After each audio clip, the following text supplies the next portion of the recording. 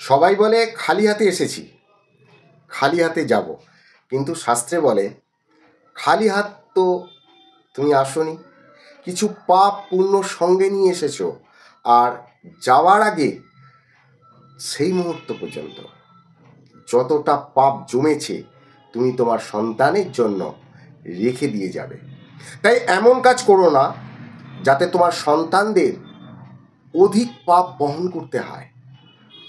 নমস্কার, আমি শ্রী বাৎসবাবুল শাস্ত্রী।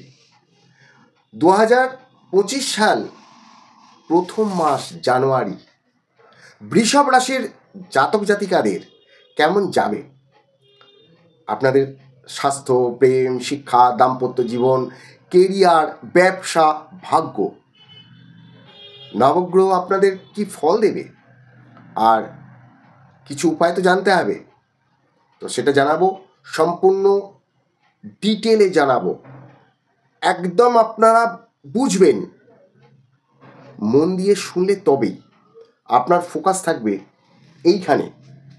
কারণ নক্ষত্র নিয়েও কিন্তু আলোচনা করব, শুধু গ্রহ নয়। আপনারা আপনাদের কুণ্ডলী বিশ্লেষণ করতে চাইলে চ্যানেলে এবং ডেসক্রিপশানে নাম্বার পাবেন। এবারে বলছি, আপনার রাশিতে আছে বৃহস্পতি, তৃতীয় মঙ্গল, পঞ্চমে কেতু, সপ্তমে বুধ, অষ্টমে রবি, দশমে শনি এবং শুক্র, আর একাদশে আছে রাহু। আজকের যে ভবিষ্যৎবাণী করব সেটা কিন্তু আপনারা নোট করে রাখবেন, একটা জায়গায় লিখে রাখুন। তারপর কমেন্ট বক্সে জানাবেন যে সময় পর্যন্ত আমি বলবো।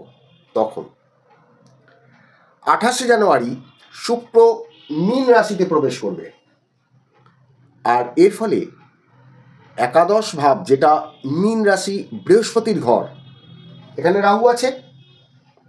শনি নক্ষত্রে রাহু,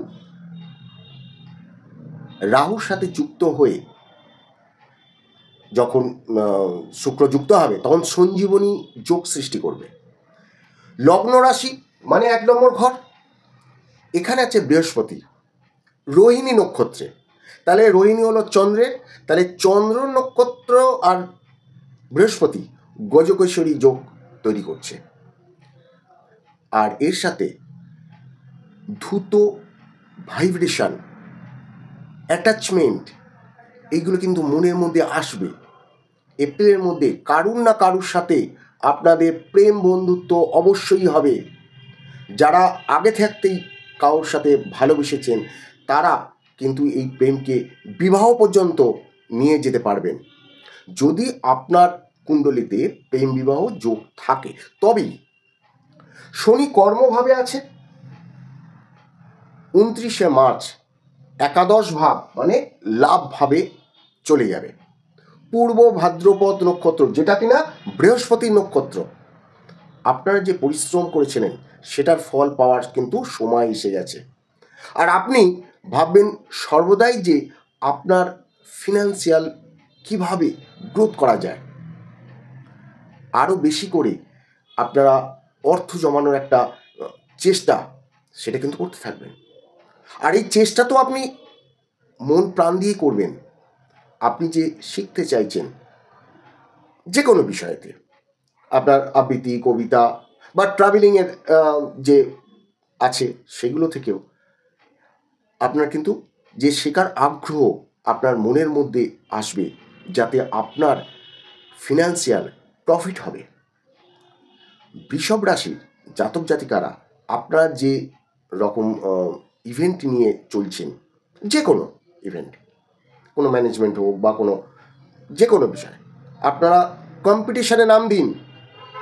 সাল 2025 আপনার এবং আপনাদের সন্তানদেরও যদি কোনো কম্পিটিশানে যোগদান করার যদি আপনাদের মনে হয়, তবে অনেক ভালো রেজাল্ট আপনারা করতে পারবেন। রবি মকর রাশিতে প্রবেশ করছে, উত্তরসারা নক্ষত্র, যেটা কিনা রবির নিজের নক্ষত্র, এই নক্ষত্রে থাকবে।